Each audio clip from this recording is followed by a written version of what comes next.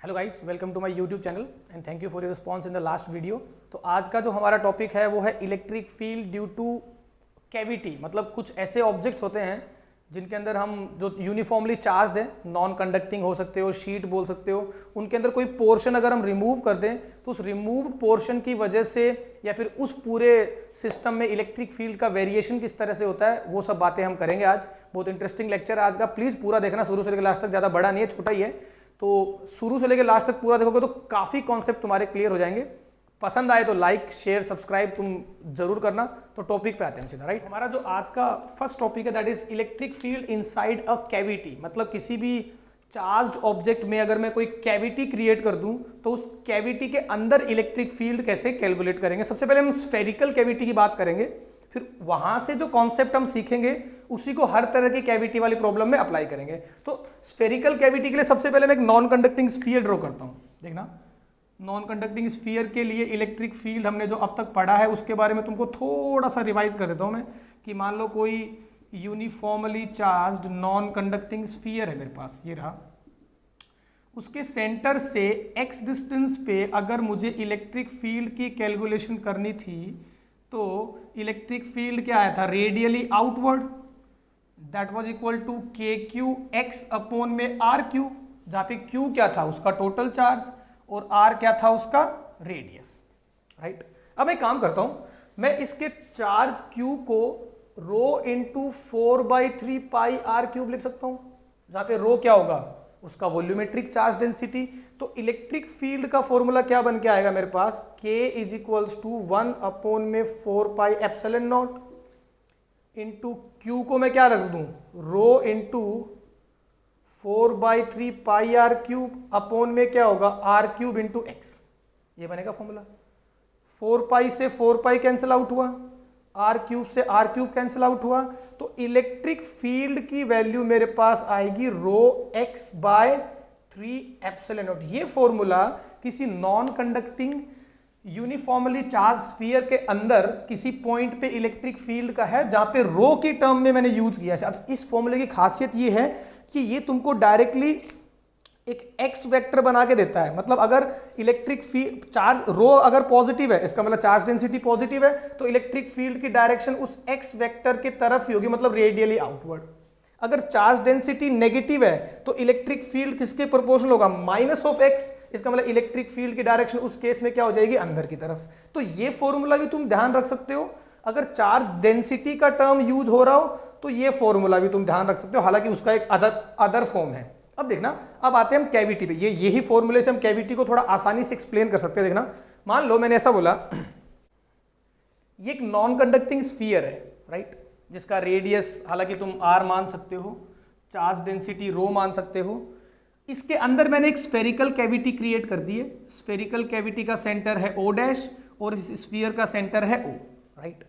मुझे कोई बोले कि बताओ इस कैविटी के अंदर किसी पॉइंट P पे इलेक्ट्रिक फील्ड निकालना है तुम्हें, ठीक है, जिस P का इसके सेंटर से जो डिस्टेंस है that is x,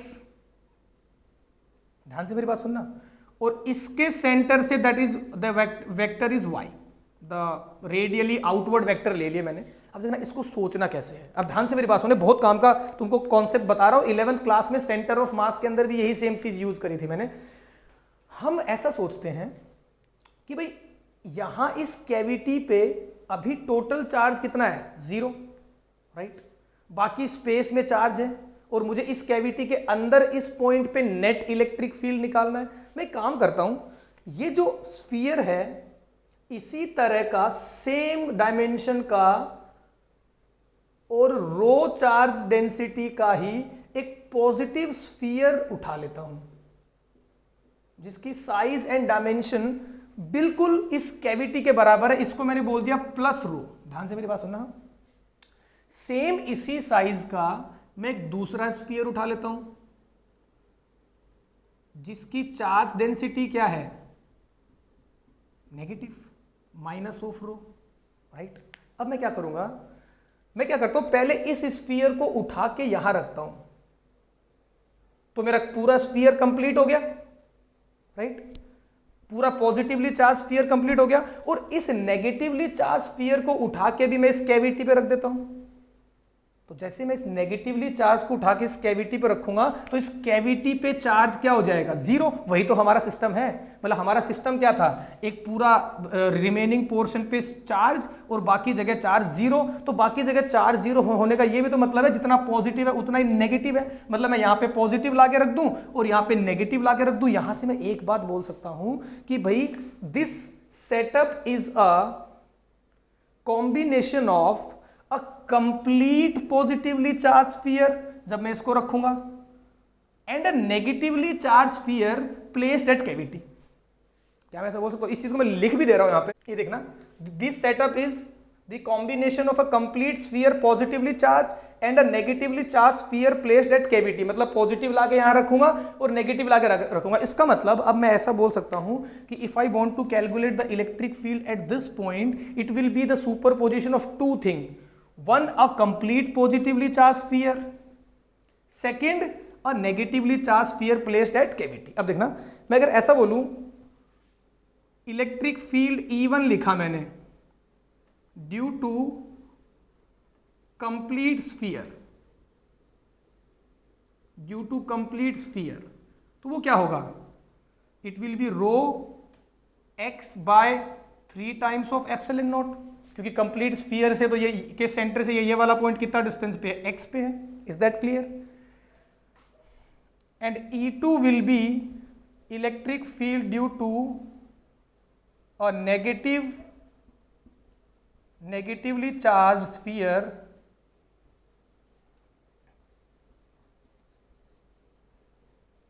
eight cavity. ध्यान से मेरी बात सुनना, E2 की वैल्यू क्या आएगी यहां पे, minus of rho into y by 3 epsilon not. अब देखो ये वाला जो फॉर्मूला है ये इंटरेस्टिंग इसलिए है कि इसमें पूरा चार्ज इन्वॉल्व नहीं है, क्यू इन्वॉल्व नहीं है। यहां पे हम रो की टर्म में कहानी खत्म कर दे रहे हैं। इसका मतलब ये जो यहां पॉइंट ओ पे जो ऑब्जर्वेशन मुझे, इस पॉइंट पी पे जो ऑब्जर्वेशन लेना है मुझे, वो कंप्लीट स्फीयर और इस कैविटी का है। तो नेट इलेक्ट्रिक फील्ड क्या आएगा यहां पे, E net, that would be दोनों का एडिशन। तो rho by 3 epsilon naught into vector x minus vector y. अब ध्यान से मेरी बात सुनना, हाँ, वेक्टर एक्स तो क्या है, इस तरफ है, माइनस ऑफ वेक्टर वाई किस तरफ, इन दोनों को ऐड करना है ना, तो इसको मैं माइनस वाई लिख सकता हूं। तो माइनस वाई किस तरफ होगा, इसका उल्टा। इसका मतलब ये वाला वेक्टर क्या होगा, माइनस वाई, और ट्रायंगल लॉ से इन दोनों का एडिशन क्या होगा, ये वाला वेक्टर। लेट सपोज मैंने इस वेक्टर का नाम दिया है ए, और ये ए किस तरफ एम करेगा, इन दोनों को जोड़ने वाली लाइन की तरफ। अभी बहुत अच्छी बात तुमको बताऊंगा। इसका मतलब इलेक्ट्रिक फील्ड का जो मैग्नीट्यूड अंदर आएगा that will be E is equals to E net is equal to rho a by 3 epsilon not, जहां पे ए क्या है, दोनों के सेंटर को जोड़ने वाली लाइन। अब देखना, कोई मुझसे ऐसा बोले कि जी आपको इलेक्ट्रिक फील्ड यहां की जगह यहां कैलकुलेट करना है, तो x ऐसा हो जाएगा, y ऐसा हो जाएगा, तभी भी x माइनस वाई आएगा, तो उसका रिजल्टेंट तभी भी यही a आएगा। तुम कोई भी पॉइंट उठाओ, x ये हो जाएगा, y ये हो जाएगा, तभी भी उसका ट्रायंगल से रिजल्टेंट क्या आएगा, ये आएगा। इसका मतलब इस कैविटी के अंदर जो इलेक्ट्रिक फील्ड है वो यूनिफॉर्म है। क्यों? क्योंकि दोनों के सेंटर को जोड़ने वाला जो वेक्टर है वो तो सेम ही डायरेक्शन में होगा ना, और रो वैसे ही कांस्टेंट है, और 3 एप्सिलॉन नॉट तो वैसे ही कांस्टेंट है। इसका मतलब हमने बहुत ही एक अच्छी बात यहाँ पे सीखी, इसको मैं इरेज कर देता हूँ। यहाँ पे एक अच्छी सी बात ये सीखी कि inside a spherical cavity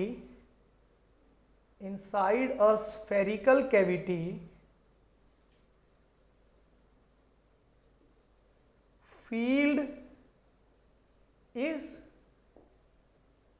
sorry zero नहीं, फील्ड इज कांस्टेंट। कांस्टेंट का मतलब मैग्नीट्यूड में भी कांस्टेंट, एंड डायरेक्शन किस तरफ होगी, दोनों को जोड़ने वाले सेंटर की तरफ।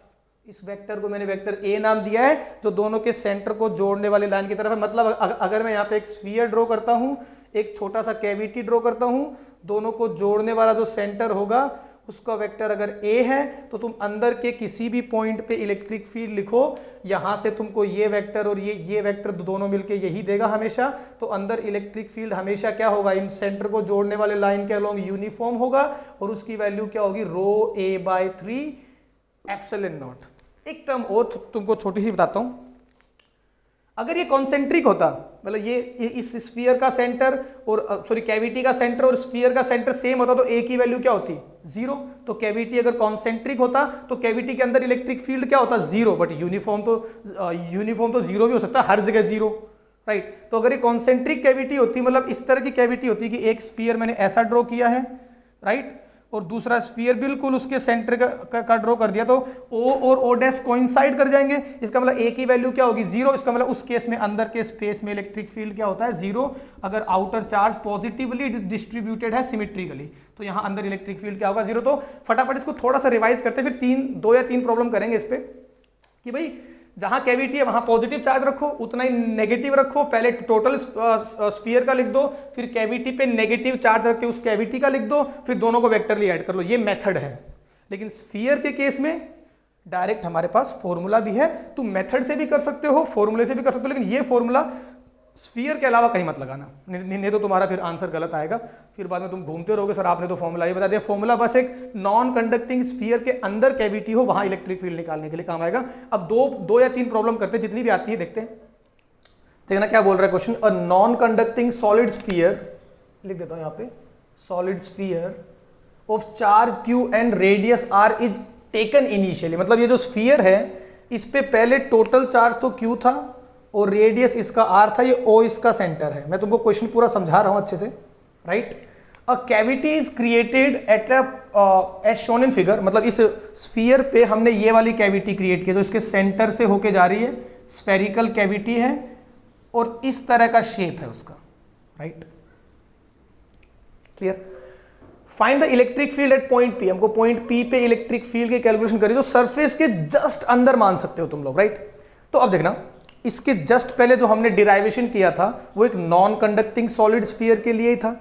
अगर नॉन कंडक्टिंग सॉलिड स्फीयर के लिए था तो हम डायरेक्टली दोनों कैविटी और स्फीयर के सेंटर की तरफ एक वेक्टर ड्रॉ कर लेंगे जो हमारे लिए ए वेक्टर होगा और उसका लेंथ क्या होगा, r/2। तो हम डायरेक्टली फॉर्मूले से भी इलेक्ट्रिक फील्ड की वैल्यू लिख सकते हैं। It comes out to be rho into a/3 epsilon naught. Rho की वैल्यू क्या होगी, टोटल चार्ज अपॉन में total volume 4/3 pi r cube into a क्या होगा, r/2/3 एप्सिलॉन नॉट। अब 3 से 3 गया, r से एक ये r चला गया, तो it comes out to be KQ upon में twice r²। This will be the value of electric field. और हमको तो इसकी डायरेक्शन भी पता है। डायरेक्शन किस तरफ होती थी, ए वेक्टर की तरफ, और ए वेक्टर कहाँ एम करेगा, इसके सेंटर से इसके सेंटर की तरफ। तो हम राइट वर्ड इसकी डायरेक्शन लिख देंगे। लेकिन ये जो फॉर्मूला है, इस फॉर्मूले से कहीं ज़्यादा इंपॉर्टेंट हमारे पास वो मेथड है, क्योंकि हमेशा हमारे पास नॉन कंडक्टिंग सॉलिड स्फीयर तो होगा नहीं। और अगर हमेशा नॉन कंडक्टिंग सॉलिड स्फीयर नहीं होगा तो हमको वो बेसिक जो हमने तरीका डेवलप किया था उससे करना पड़ेगा। तो एक बार इसी सेम प्रॉब्लम को मैं उस तरीके से भी करके तुमको दिखा देता हूँ कि भाई मैंने ऐसा किया कि जो ये कैविटी है उस कैविटी का पहले चार्ज निकाल लेते कि कितना चार्ज रिमूव हुआ है। तो मैं अगर ऐसा बोलूँ कि मान लो Q रिमूव्ड लिखना है मुझे, I want to write down Q removed, तो इसको मैं ऐसा बोल सकता हूँ टोटल चार्ज अपॉन में total volume into volume of portion that is being removed की पावर 3। आई थिंक इसमें तुमको कोई प्रॉब्लम नहीं होना चाहिए क्योंकि इसका रेडियस r/2 है, यूनिटरी मेथड है। Q removed will be what, rho into volume of that portion. तो यहां से Q रिमूव्ड की वैल्यू क्या आ जाएगी, that will be equal to Q/8। इसका मतलब कैविटी जिससे मैंने चार्ज हटाया है वो Q/8 चार्ज की थी, तो जो रिमेनिंग है वो यहाँ पे रखा हुआ है। और हमको टोटल मतलब उस रिमेनिंग पोर्शन की वजह से ही तो यहाँ पे फील्ड लिखना ना। तो हमारा कॉन्सेप्ट क्या था कि जितने चार्ज की कैविटी है उतने चार्ज के हम 2 स्फीयर मानेंगे। तो मैंने पहले एक स्फीयर तो पॉजिटिव मान लिया, राइट, ये प्लस Q/8, ध्यान से मेरी बात सुनना। दूसरा मैंने स्फीयर मान लिया जो क्या है, minus minus Q by 8, right. दोनों को मिला दूंगा तो टोटल चार्ज 0 हो जाएगा, लेकिन ऐसे नहीं करते हम लोग क्या करते हैं, सबसे पहले पॉजिटिव चार्ज को उठा के यहां रखते हैं। तो जैसे ही मैं पॉजिटिवली चार्ज स्फीयर को यहां पे लाके रखूंगा तो जो टोटल पॉजिटिव ये यहां पे आएगा तो कंप्लीट स्फीयर आ जाएगा। उस कंप्लीट स्फीयर की वजह से मैं इस पॉइंट पे इलेक्ट्रिक फील्ड लिखूंगा उस तरफ, और उस इलेक्ट्रिक फील्ड का वैल्यू क्या होगा, के क्यू अपॉन में आर स्क्वायर, क्योंकि जैसे तुमने इस पॉजिटिव को लाके यहां पे रखा तो वो कंप्लीट स्फीयर बन गया ना। हमारा कॉन्सेप्ट तो ये था ना कि भी पहले पॉजिटिव को रख के कंप्लीट बॉडी का इलेक्ट्रिक फील्ड लिखेंगे, फिर उसी जगह पे नेगेटिव को रखेंगे, बस उस नेगेटिव चार्ज का लिखेंगे और दोनों को ऐड कर देंगे। वही तो हमारा सिस्टम है बेसिकली, क्योंकि तुम इन दोनों पॉजिटिव नेगेटिव को यहां लाके रखोगे तो अल्टीमेटली 0 चार्ज ही बनना है ना, और 0 चार्ज का मतलब क्या होता है, जितना पॉजिटिव उतना ही नेगेटिव चार्ज। क्लियर। तो इसका मतलब इस राइट वर्ड वाले इलेक्ट्रिक फील्ड को मैं नाम दे देता हूं E1, and E1 is the electric field due to the complete sphere and it comes out to be k q upon में आर स्क्वायर। साइड में तुम लिख भी सकते हो due to complete sphere, right. अब इसी कैविटी को उठा के यहां पे रखेंगे हम, थोड़ा अलग पेन से ड्रॉ करता हूं कि मान लो मैंने नेगेटिवली चार्ज कैविटी को उठा के यहां पे रख दिया तो उसका इलेक्ट्रिक फील्ड क्या होगा, इस तरफ लेफ्टवर्ड, लेट सपोज E2 है तो एक बार मैं E2 की वैल्यू भी लिख लेता हूं। E2 की वैल्यू क्या आएगी, K इंटू कैविटी का charge Q by 8, I am talking about the magnitude right now, and the radius would be R by 2 का स्क्वायर, तो it eventually comes out to be kq square by twice r, but its direction is in leftward, its direction is in rightward. तो at point P the net electric field will be the subtraction of these two. Clear, क्योंकि पूरे sphere का rightward है, cavity का leftward है, तो it comes out to be kq upon में r square minus kq upon में twice r square. The final answer will be kq upon में twice r square. Since this vector is larger in magnitude, so the rightward direction will be the dominated direction. तो इसका मतलब net electric field किस तरफ आ जाएगा, rightward, क्योंकि इसका magnitude ज्यादा था और यहां भी net electric field क्या था, rightward था।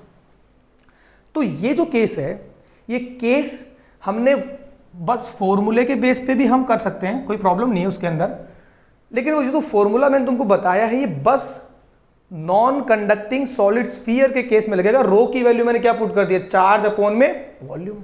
Is that clear. अब इसी तरह का मान लो एक प्रॉब्लम और उठाते हैं। मान लो मैंने एक इस तरह का केस लिया कि भाई मान लो एक इस तरह का मेरे पास एक non conducting infinitely long non conducting sheet है,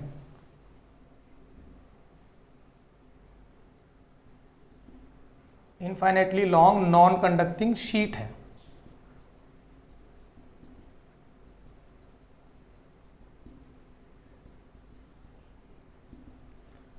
ध्यान से मेरी बात सुनना। हाँ, ये शीट इस तरह का है और इस शीट से मैंने, इसका चार्ज डेंसिटी सिग्मा है, इस शीट से मैंने एक डिस्क जैसा पोर्शन इस तरह से यहां से रिमूव कर दिया। मेरे हाथ में डस्टर तो है नहीं, मैं ले आता हूं कि भाई मान लो मैंने यहां से कुछ पोर्शन रिमूव कर दिया इस तरह से। ग्लव्स नहीं पहन रखा मैंने अभी, पता नहीं कहाँ चला गया वो। यहां पे इस तरह का ये पोर्शन मैंने रिमूव कर दिया, राइट, ऐसा। इस तरह से अलग से दिखाता हूं। मेरा काम क्या है, इसके सेंटर से यहां पे x डिस्टेंस पे इलेक्ट्रिक फील्ड की कैलकुलेशन करनी है मुझे, ठीक है, इस शीट की वजह से। मतलब ये जो भी बचा हुआ पोर्शन है, तो मेरा वही काम, इसका मुझे x दे दिया, जो पोर्शन रिमूव किया उसका रेडियस मैंने दे दिया किसी ने r। अब यहां पे तो टोटल चार्ज 0 है ना, तो मैं ऐसा करता हूं कि मैं दो डिस्क मान लेता हूं इसी शेप की, एक पॉजिटिवली चार्ज डिस्क और एक नेगेटिवली चार्ज डिस्क। इसकी चार्ज डेंसिटी सिग्मा होगी, इसकी चार्ज डेंसिटी माइनस सिग्मा होगी, राइट। अब सबसे पहले इस पॉजिटिव को जब मैं लाके यहां पे रखूंगा तो ये पूरा शीट कवर हो जाएगा और पूरे शीट की वजह से इलेक्ट्रिक फील्ड क्या होगा, outward, that would be sigma by twice epsilon not. Is that clear. अब इसी जगह पे मैं नेगेटिवली चार्ज शीट लाके रखूंगा तो वो नेगेटिवली चार्ज जो शीट यहाँ पे रखी जाएगी वो नेगेटिवली चार्ज डिस्क की तरह बिहेव करेगी, और नेगेटिवली चार्ज डिस्क का electric field towards the centre होता है। क्या तुमको उसका फॉर्मूला याद है? उसका फॉर्मूला होता है sigma by twice epsilon naught bracket 1 minus X upon में under root of x square plus are square. मतलब जो E1 है जो पूरी शीट का है that is sigma by twice epsilon naught perpendicular outward. I think तुम इस डायग्राम को समझ रहे हो। ये जो लाइन मैंने एक्स ड्रॉ करी है ना, ये इस शीट के प्लेन के परपेंडिकुलर है। अब 3 डायमेंशनल मतलब पिक्चर तो इस 2D बोर्ड पे हम बना नहीं सकते ना, तो तुमको समझना पड़ेगा शीट के परपेंडिकुलर है ये। और E2 जो होगा, E2 would be sigma by twice epsilon naught bracket 1 minus X upon में under root of x square plus are square. और ये E1 और E2 जो दोनों है, मतलब E1 तो ऐसे आउटवर्ड है पूरी शीट का, और E2 क्या है, इसकी वजह से इनवर्ड है। तो हमको बेसिकली दोनों को क्या करना पड़ेगा, subtract. E net that will be equal to E1 minus E2। I think तुम इसकी और इसकी वैल्यू यहाँ पे पुट करके बहुत आराम से सोल्व करके आंसर निकाल सकते हो। और आई थिंक आंसर आएगा sigma by twice epsilon not x bracket under root of x square plus are square. अब ये जो फॉर्मूला है ये इस केस में तुम नहीं लगा सकते, क्योंकि वो तो नॉन कंडक्टिंग सॉलिड स्फीयर के लिए ही था ना। ये जो मेथड है जहां पे तुमको कैविटी क्रिएट करके दिया है, तुम वहां पे जितना पॉजिटिव रखो उतना ही नेगेटिव रखो। पॉजिटिव रखोगे तो कंप्लीट बॉडी बन जाएगा, नेगेटिव रखोगे तो वो इंडिविजुअल नेगेटिव चार्ज होगा, जो जिस भी शेप का हो उसका फील्ड लिखो, सब्ट्रैक्ट कर दो, you will get the answer, right. तो ये 2 क्वेश्चन हमने किए हैं। तीसरा इसका जो क्वेश्चन है वो हमारे एडवांस लेवल की प्रॉब्लम में डिस्कस करेंगे। तो आज इतना ही रखते हैं। हमने आज कैविटी के अंदर इलेक्ट्रिक फील्ड का कैलकुलेशन किया है वेक्टर फॉर्म में भी, और कुछ 2 अच्छे एग्जाम्पल किए हैं उसके लिए। नेक्स्ट जो अगली क्लास होगी उसके अंदर हम पेंडुलम पढ़ेंगे। पेंडुलम के साथ इलेक्ट्रिक फील्ड के बेसिक केस है, 10 मिनट का टाइम लगेगा। उसके बाद हम JW एडवांस की कुछ अच्छी प्रॉब्लम उसके अंदर ऐड कर देंगे, राइट। तो अगर अच्छा लगा तो इसको शेयर करो, लोगों को सब्सक्राइब करो, कमेंट करके बताओ। कुछ लोगों ने अच्छे क्वेश्चंस भी पूछे हैं मुझसे, अच्छा लगा मुझे। तो ऐसे ही वीडियो को प्रमोट करते रहो। Thank you very much guys, good night.